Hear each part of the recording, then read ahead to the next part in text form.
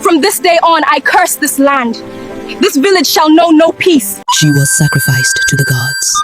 From that day on, the whole village shall know no peace. In the ancient village of Ungutu, where the wind carried both the promise of rain and the memory of spilled blood, fate had already begun tightening its grips. The chief priest, draped in ritual cloth and authority older than the throne itself, stood before the king. His voice, brittle and hollow, echoed like bones shaken in a calabash. He did not plead. He declared, "The gods demand blood. 3 virgins must be sacrificed, or this land will wither beneath their wrath." The court did not stir in protest. It never did. Fear had long since replaced conscience in Ungutu. The king, a man more devoted to his own longevity than the lives beneath his rule, leaned forward. There was no hesitation in him, only calculation. "Go," he said coldly. "Everything will be prepared before tomorrow." "Ese," the elders roared in unison, their voices rising not in honor, but in submission.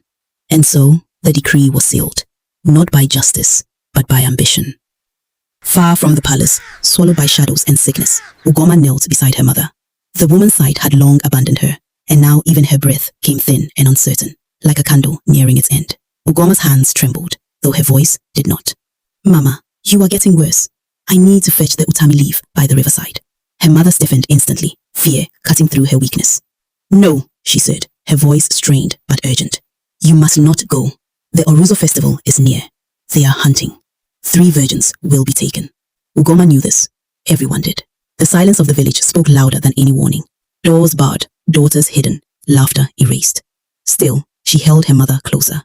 "If I don't go," Ugoma whispered, "you may not live."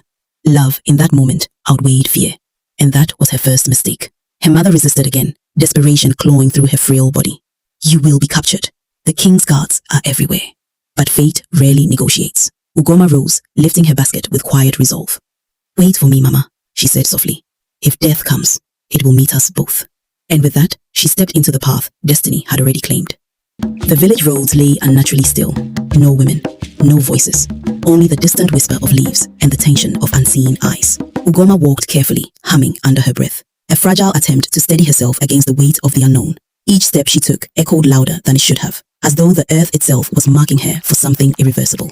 Then, movement, a rustle, footsteps, too close, too fast. She turned, instinct screaming at her to run, but the moment had already passed. 2 guards emerged, their presence sudden and suffocating. Strong, unyielding, inevitable. They blocked her path before she could react. Her basket slipped from her hands, spilling its emptiness onto the ground, a quiet symbol of what she would never return to fill.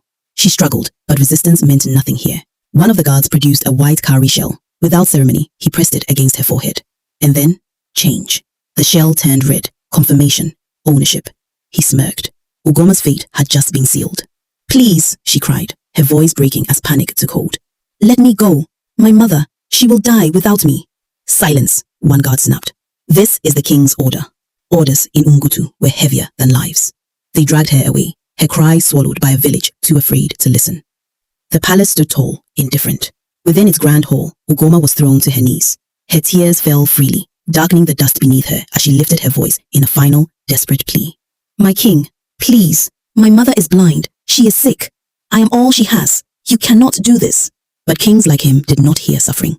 They heard only threats to their power. He looked down at her, not as a human, but as a necessity. "Lock her away," he ordered. "Tomorrow, she will be prepared for the ritual." No hesitation, no remorse, just decision. Ugoma screamed as they dragged her away, her voice echoing through the palace halls, unheard by the one man who could have stopped it.